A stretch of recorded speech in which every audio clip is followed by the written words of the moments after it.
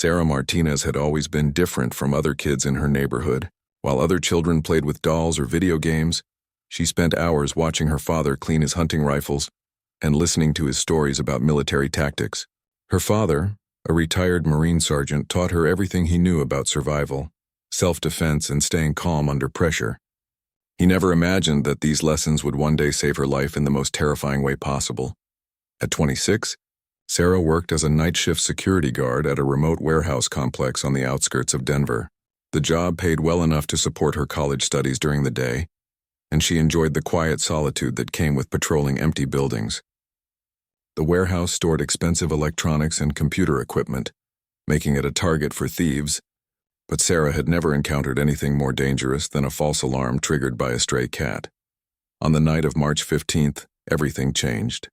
Sarah arrived at work at 10 p.m., just as she had done hundreds of times before.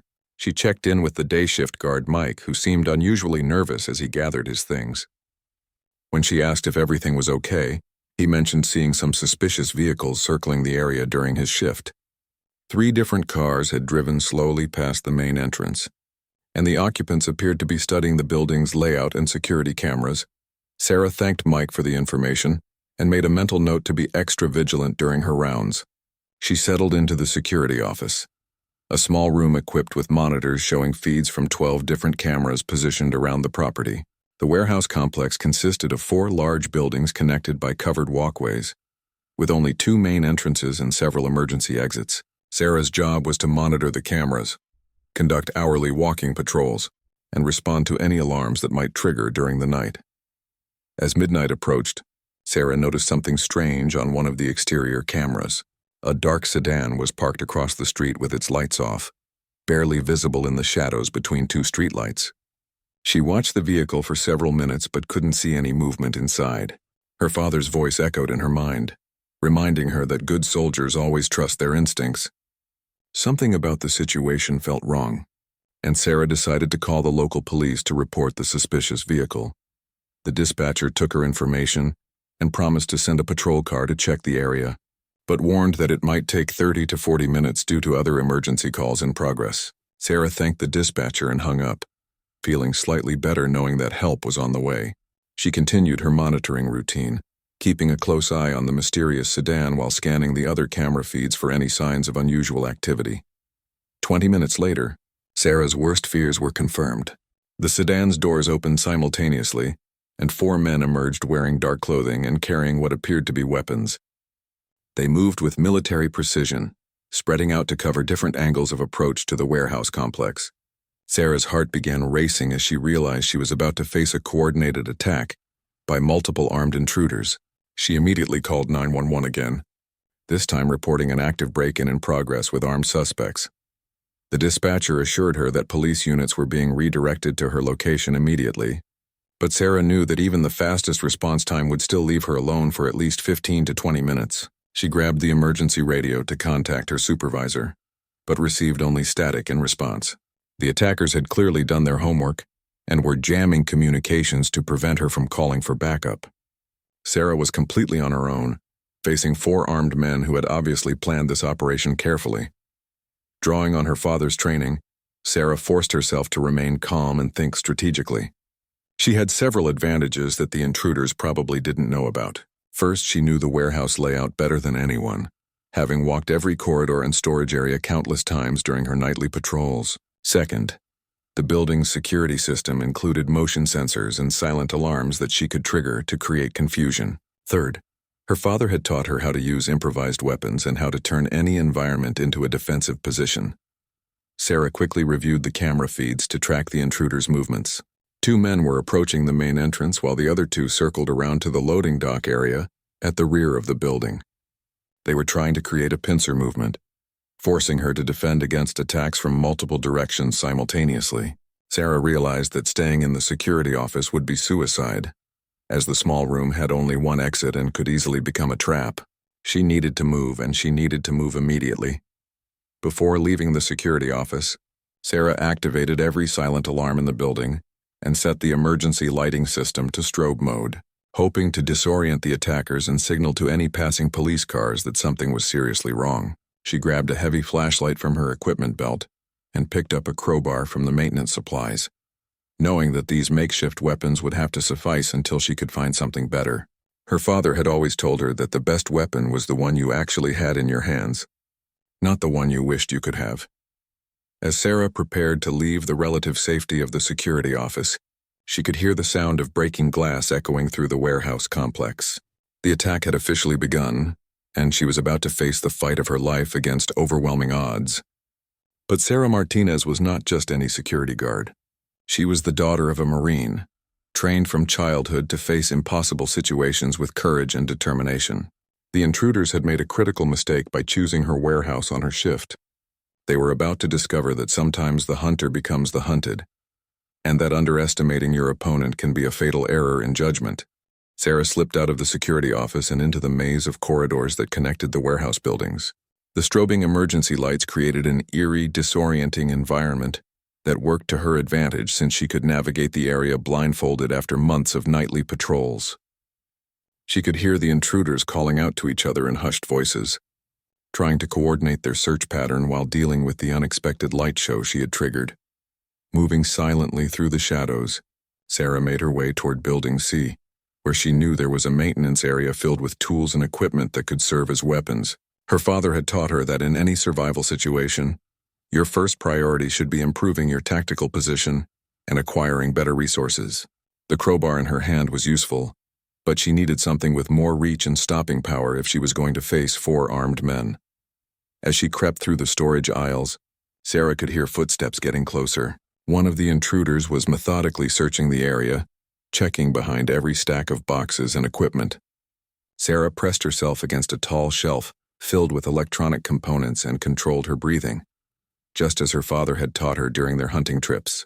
The key to remaining hidden was not just being quiet, but also managing your body's natural stress responses. The footsteps stopped directly on the other side of the shelf where Sarah was hiding. She could hear the man breathing heavily, probably from the adrenaline and exertion of carrying weapons while searching a large building. Sarah gripped the crowbar tighter and prepared herself for confrontation. If he discovered her position, she would have only seconds to act before he could bring his weapon to bear. Her father's voice echoed in her mind, reminding her that hesitation in combat was often fatal. After what felt like an eternity, the footsteps moved away as the intruder continued his search in another direction. Sarah waited until she could no longer hear him, before carefully making her way toward the maintenance area. She found what she was looking for in a locked cabinet that she opened with her master key. Inside were several tools that could serve as effective weapons, including a 3-foot steel pipe wrench and a heavy-duty bolt cutter with sharp cutting edges. Sarah also discovered something even more valuable in the maintenance area, a portable radio that operated on a different frequency than the security system the intruders had jammed. She quickly tuned it to the emergency services channel and was relieved to hear police communications indicating that multiple units were responding to her location. However, the radio chatter also revealed that the estimated arrival time was still 12 minutes away. Sarah would have to survive on her own for at least that long. Armed with better weapons and communication, Sarah began to formulate a plan. Rather than waiting passively for the intruders to find her, she decided to take the offensive. Her father had always emphasized that the best defense was often a good offense, especially when facing superior numbers. Sarah would use her knowledge of the building layout to pick off the intruders one by one, using guerrilla tactics to even the odds. She began by targeting the lone searcher who had nearly discovered her earlier. Sarah tracked his movement through the warehouse by listening to his footsteps and watching for his flashlight beam dancing across the walls. When he entered a dead-end storage area, Sarah saw her opportunity. She positioned herself near the only exit and waited for him to emerge from between the storage racks. When the intruder appeared, Sarah struck without warning. The steel pipe wrench connected with his weapon hand, sending his pistol clattering across the concrete floor. Before he could react, Sarah followed up with a devastating blow to his knee, dropping him to the ground. She quickly secured his weapon and used plastic zip ties from the maintenance supplies to restrain him. The first threat had been neutralized, but 3 more remained. The confrontation had not been completely silent, and Sarah knew the other intruders would soon realize that one of their team was missing. She needed to relocate immediately and prepare for their response. Sarah grabbed the captured pistol and checked its ammunition, finding a full magazine with 15 rounds. Her father had taught her to shoot when she was 12 years old, and she had maintained her skills by visiting the firing range regularly. For the first time since the attack began, Sarah felt like she had a fighting chance. Moving through the warehouse complex, Sarah used the security cameras in each building to track the remaining 3 intruders. They had split up again, with one man checking the perimeter while 2 others searched the interior buildings. Sarah realized that if she could eliminate the perimeter guard, she could prevent him from escaping to alert additional accomplices who might be waiting outside. This would also reduce the odds against her from 3-1 to 2-1. The perimeter guard was patrolling the area between buildings A and B, using a predictable pattern that made him vulnerable to ambush. Sarah studied his route for several minutes before positioning herself behind a shipping container, where she would have both cover and concealment. When the guard passed her hiding spot, Sarah emerged silently behind him and pressed the captured pistol against his back, ordering him to drop his weapon and get on the ground. The man complied immediately. Clearly shocked by the sudden reversal of fortune, Sarah secured his weapon and restrained him with zip ties, just as she had done with the first intruder. She now had 2 pistols and had reduced the threat from 4 armed men to just 2. However, she also knew that her luck could not last forever. The remaining intruders would soon realize that something had gone seriously wrong with their operation, and they would likely become more desperate and dangerous as a result. Sarah used the portable radio to update the police on her situation, reporting that she had neutralized 2 of the 4 intruders and was continuing to defend the facility. The dispatcher informed her that the first police units would arrive in approximately 6 minutes, which gave her hope that the nightmare would soon be over. However, Sarah also knew that 6 minutes could feel like 6 hours when you were being hunted by armed criminals in a dark warehouse. As she prepared to face the final 2 intruders, Sarah reflected on how her father's training had saved her life. Without his lessons in tactics, weapons handling, and mental toughness, she would have been helpless against the coordinated attack. Instead, she had turned the tables on her attackers and was now the one hunting them through the warehouse complex. The scared security guard had become a formidable opponent, and the intruders were about to learn that they had seriously underestimated their target. The remaining 2 intruders had finally realized that their carefully planned operation was falling apart. Sarah could hear them calling out to their missing teammates, their voices growing more agitated when they received no response. Through the security cameras, she watched as they abandoned their systematic search pattern and began moving together, clearly spooked by the disappearance of half their team. This change in tactics presented both opportunities and dangers for Sarah. On one hand, having the 2 remaining intruders stick together meant that Sarah would not have to worry about being caught between them in a crossfire. On the other hand, facing 2 armed men simultaneously would be much more challenging than picking them off individually.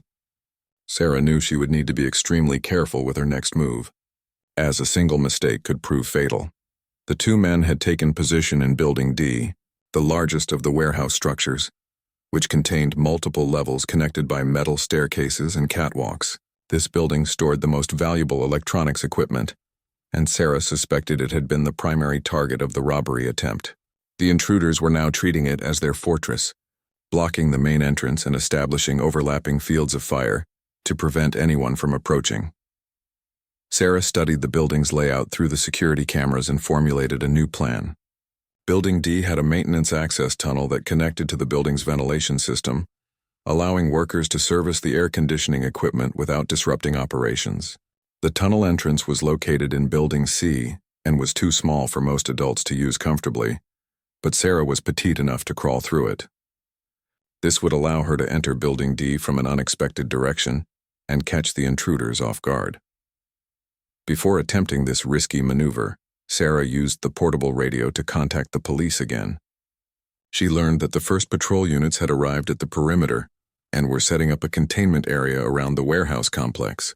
However, the SWAT team would not arrive for another 15 minutes, and the patrol officers were under strict orders not to enter the building until specialized backup arrived. Sarah was still on her own for the immediate future. The maintenance tunnel was even more cramped and uncomfortable than Sarah had expected. She had to remove her equipment belt and push it ahead of her as she crawled through the narrow metal ductwork. The sound of her movement seemed impossibly loud in the confined space, and she worried that the intruders might hear her approach.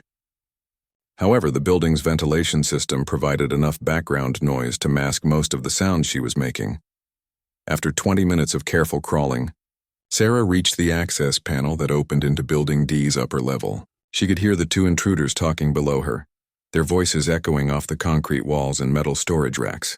They were growing increasingly nervous about the situation, with one man arguing that they should abandon the operation immediately, while the other insisted on completing their mission and finding their missing teammates. Sarah carefully opened the access panel and peered down into the warehouse below. The two men were positioned near the main entrance, using forklifts and shipping containers as cover, while they watched for any approach from the outside. They were both carrying assault rifles and had additional ammunition magazines attached to their tactical vests. Sarah realized that a direct confrontation would be extremely dangerous, even with the element of surprise on her side. Instead of attacking immediately, Sarah decided to use psychological warfare to further destabilize her opponents. She began making subtle noises in different parts of the building, moving through the ventilation system to create the illusion that multiple people were closing in on the intruder's position. She would bang on a vent cover in one area, then quickly move to another location and repeat the process. The echoing sounds made it impossible for the men to pinpoint her exact location. The psychological pressure began to work almost immediately. The two intruders started firing randomly at shadows and sounds, wasting ammunition and revealing their growing panic. They were no longer the calm, professional criminals who had begun the operation, but frightened men who were beginning to realize that they had walked into a trap. Their leader was shouting orders while his partner argued for immediate retreat. Sarah knew that she needed to act soon, as the men might decide to fight their way out of the building and potentially escape before the police could stop them. She also worried that their random gunfire might damage critical infrastructure or create other hazards within the warehouse. The time had come for a direct confrontation, regardless of the risks involved. Positioning herself directly above the intruder's makeshift fortress, Sarah prepared for the most dangerous moment of the entire encounter. She had two pistols, each with a full magazine and the element of surprise. Her father had taught her that in close quarters combat, speed and aggression often mattered more than superior firepower. Sarah would have to move fast, strike hard, and trust in her training to carry her through. Sarah opened the access panel fully and dropped down onto the catwalk above the warehouse floor. The sound of her landing immediately drew the attention of both intruders, who turned their weapons toward her position. Sarah had anticipated this reaction and was already moving before they could acquire their targets. She dove behind a large electrical control panel just as bullets began striking the metal around her. The gunfight that followed was intense, but brief. Sarah used her knowledge of the building's layout to move between cover positions, while the intruders struggled to track her movements in the strobing emergency lights. She returned fire carefully, making every shot count while forcing her opponents to expose themselves as they tried to maneuver for better firing positions. The confined space and multiple levels of the warehouse created a three-dimensional battlefield that favored the defender who knew the terrain. During a brief pause in the shooting, Sarah heard the distinctive sound of police sirens getting closer to the building. The cavalry was finally arriving, but the immediate threat was still very real. The two intruders were trapped but still armed and dangerous, and Sarah knew that cornered animals often fought the hardest. She would need to maintain her tactical advantage for just a few more minutes until professional help could take over the situation. The leader of the two remaining intruders made a critical mistake by trying to flank Sarah's position. He left the relative safety of his cover position and attempted to circle around to attack her from the side. This exposed him to Sarah's crossfire, and she was able to wound him with a well-placed shot that struck his shoulder and spun him around. His rifle went sliding across the warehouse floor, leaving his partner as the only remaining armed threat. The final intruder realized that his situation was hopeless and began calling out for surrender. However, Sarah was not about to trust the word of someone who had tried to kill her multiple times during the past hour. She maintained her defensive position while using the portable radio to contact the police officers who were now surrounding the building. Within minutes, the warehouse was flooded with tactical officers who secured the scene and took the remaining intruder into custody. The warehouse suddenly filled with bright tactical lights as the SWAT team entered through multiple access points simultaneously. Sarah remained in her defensive position, hands visible and weapons pointed away from the officers. as her father had taught her about interacting with law enforcement in high-stress situations. The team leader called out commands for everyone to identify themselves, and Sarah responded clearly with her name and employment status, while keeping her movements slow and deliberate. Within minutes, the scene was secured and Sarah found herself sitting in an ambulance being examined by paramedics, even though she insisted she was not injured. The adrenaline that had sustained her through the hour-long ordeal was beginning to wear off, and she was starting to feel the full emotional impact of what had just occurred. Her hands were shaking slightly as she gave her initial statement to Detective Maria Rodriguez, who had arrived to take charge of the investigation. The detective was impressed by Sarah's detailed recollection of events and her tactical decision-making throughout the encounter. Rodriguez had seen many crime scenes where victims were unable to provide coherent accounts due to trauma and shock. But Sarah's military-style training had helped her maintain clarity even under extreme pressure. The detective made careful notes as Sarah described each phase of the confrontation, from the initial discovery of the intruders to the final surrender. As dawn broke over the warehouse complex, the full scope of what had transpired became clear. The 4 intruders had been part of a larger criminal organization that specialized in high-value electronics theft. They had spent weeks planning the operation, studying the security procedures and identifying the most valuable inventory stored in the facility. What they had not counted on was encountering a security guard with specialized training and the mental toughness to fight back effectively. Crime. Scene investigators discovered that the criminals had brought sophisticated equipment for their operation, including signal jammers, lock-picking tools, and enough firepower to overcome any resistance they expected to encounter. They had also arranged for additional vehicles and personnel to assist with transporting stolen merchandise, all of whom were arrested by police units that had cordoned off the surrounding area during the incident. Sarah learned that her actions had prevented the theft of over $2 million worth of computer equipment and electronics. More importantly, her resistance had probably saved the lives of other employees who would have been working in the facility during regular business hours. The criminals had shown no hesitation about using violence, and there was evidence that they had committed similar crimes in other cities with tragic results for anyone who got in their way. The news media quickly picked up the story of the young security guard who had single-handedly defeated 4 armed criminals. Reporters gathered outside the warehouse as word spread about the dramatic overnight confrontation. Sarah found herself reluctantly thrust into the spotlight as journalists sought interviews and photographers captured images of the scene where she had made her stand. Against overwhelming odds, Sarah's father arrived at the warehouse before she had finished giving her statement to police. When he saw his daughter sitting safely in the ambulance, the tough retired Marine actually had tears in his eyes. He told her that he had never been more proud of anyone in his entire life, and that she had proven herself to be a true warrior when it mattered most. The training he had given her as a child had been intended to build character and confidence, but it had ended up saving her life in the most dramatic way possible. The warehouse company's executives also arrived at the scene to personally thank Sarah for her heroic actions. They were amazed that a part-time security guard had successfully protected their facility, when a team of professional criminals had failed to anticipate her capabilities. The company's insurance representatives were equally impressed, as Sarah's actions had prevented a massive loss that would have cost them millions of dollars in claims and coverage adjustments. In the days that followed, Sarah received recognition from multiple sources for her courage and tactical skill. The local police department presented her with a civilian commendation for bravery, while the security company gave her a substantial bonus and offered her a promotion to supervisor.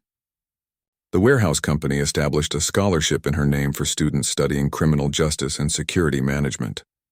However, the experience had also taken an emotional toll on Sarah that would require time and professional support to fully address. She had been forced to use violence to defend herself, and the psychological impact of the confrontation was significant despite her training and preparation. Sarah began working with a counselor who specialized in helping people process traumatic experiences, including military veterans and first responders who had faced similar situations. The trial of the 4 intruders became a major news story, with Sarah serving as the prosecution's star witness. Her testimony was clear and compelling, describing each phase of the confrontation in detail while maintaining her composure under aggressive cross-examination by defense attorneys. The defendants were ultimately convicted on multiple charges including armed robbery, assault with deadly weapons, and conspiracy to commit theft. Sarah's story inspired other security professionals to seek additional training in defensive tactics and emergency response procedures. Security companies began offering specialized courses based on the lessons learned from her experience, emphasizing the importance of mental preparation, tactical thinking, and the effective use of available resources during crisis situations. Her actions had demonstrated that proper training and mindset could overcome significant disadvantages in personnel and equipment. The warehouse where the confrontation occurred was eventually converted into a training facility for security personnel, with Sarah serving as a consultant on the curriculum development. Students would walk through the same corridors where she had fought for her life, learning about tactical movement, defensive positioning, and crisis decision-making from someone who had actually applied these skills under life-threatening conditions. Sarah eventually returned to her college studies, but with a new focus on criminal justice and security management. Her professors were amazed by the practical experience she brought to classroom discussions about crime prevention and emergency response. She became a sought-after speaker at law enforcement conferences and security industry events, sharing her story and the lessons she had learned from one of the most harrowing nights of her life. 6 months after the warehouse incident, Sarah found herself standing before a packed auditorium at the International Security Professionals Conference. The audience included seasoned security experts, law enforcement officers, and military personnel, all eager to hear firsthand how a young woman had outmaneuvered and defeated a team of armed criminals. Sarah had initially been reluctant to speak publicly about her experience, but she gradually realized that sharing her story could help save lives by teaching others how to respond effectively to similar situations. The speech Sarah delivered that day became legendary within the security industry. She spoke without notes, describing the tactical decisions she had made during each phase of the confrontation, while emphasizing the importance of mental preparation and continuous training. She credited her father's military background for giving her the foundation she needed, but also stressed that anyone could develop similar capabilities with proper instruction and practice. During the question and answer session, a veteran police sergeant asked Sarah about the psychological impact of the experience. She answered honestly, explaining that surviving a life-threatening situation had changed her in fundamental ways that she was still processing months later. Sarah emphasized that seeking professional counseling was not a sign of weakness, but rather a necessary part of recovery for anyone who had experienced violent confrontation. The conference presentation led to opportunities for Sarah to work with military and law enforcement training programs as a civilian consultant. Her unique perspective as someone who had successfully defended herself against multiple armed attackers made her insights valuable for developing realistic training scenarios. Sarah helped design exercises that tested not just physical skills, but also the mental resilience and tactical thinking required to survive desperate situations. One of the most rewarding aspects of Sarah's new role was working with female security officers and police recruits. Many women in law enforcement and security fields struggled with confidence issues related to their physical size and strength compared to male colleagues. Sarah's story demonstrated that intelligence, training, and determination could overcome significant physical disadvantages when facing larger and better armed opponents. Sarah also became involved with victim advocacy groups, helping people who had survived violent crimes cope with the psychological aftermath of their experiences. She understood the complex emotions that followed such encounters, including survivors' guilt, anxiety, and the challenge of returning to normal life after facing mortal danger. Her work with trauma survivors became as important to her as her contributions to security training programs. The warehouse company eventually built a memorial garden on the site where Sarah had made her stand against the intruders. The peaceful space featured engraved stones describing the events of that night, along with inspirational quotes about courage and determination under pressure. Sarah attended the dedication ceremony, where she was moved by speeches from colleagues who credited her actions with inspiring them to pursue additional training and preparation. During her final year of college, Sarah wrote her senior thesis on the psychology of survival in violent encounters, drawing on both her personal experience and extensive research into similar cases throughout history. The paper examined how mental preparation, tactical training and stress management techniques could improve survival rates for people facing life-threatening situations. Her professors were so impressed with the work that they encouraged her to pursue graduate studies in criminology. Sarah's relationship with her father deepened significantly following the warehouse incident. They began spending more time together at the shooting range and during tactical training exercises, with Sarah now contributing her own insights based on real-world experience. Her father often told friends that he had taught his daughter everything he could about survival and self-defense, but that she had taken those lessons and applied them in ways that exceeded even his expectations. The criminal organization that had targeted Sarah's warehouse was eventually dismantled, completely through a joint investigation involving federal and local law enforcement agencies. Sarah's successful resistance had provided crucial evidence about their methods and capabilities, leading to arrests and convictions that prevented numerous future crimes. The investigation revealed that her actions had disrupted a network responsible for millions of dollars in theft across multiple states. Media attention surrounding Sarah's story gradually evolved from sensational news coverage to thoughtful documentaries and academic studies. Criminologists analyzed the tactical decisions she had made during the confrontation, while psychologists studied the mental factors that had enabled her to function effectively under extreme stress. Sarah participated in several of these projects, hoping that the research would contribute to better training programs for security professionals. As graduation approached, Sarah faced decisions about her future career path. Multiple security companies had offered her executive positions based on her experience and newfound expertise in crisis management. Law enforcement agencies had also recruited her for specialized units dealing with high-risk situations. However, Sarah ultimately decided to pursue a different path that would allow her to combine her practical experience with academic research. Sarah enrolled in a graduate program specializing in security, studies, and criminal justice.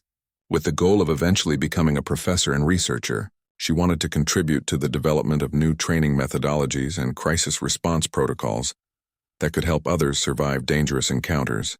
Her unique background as both a survivor and a student of tactical operations made her an ideal candidate for bridging the gap between academic theory and real-world application.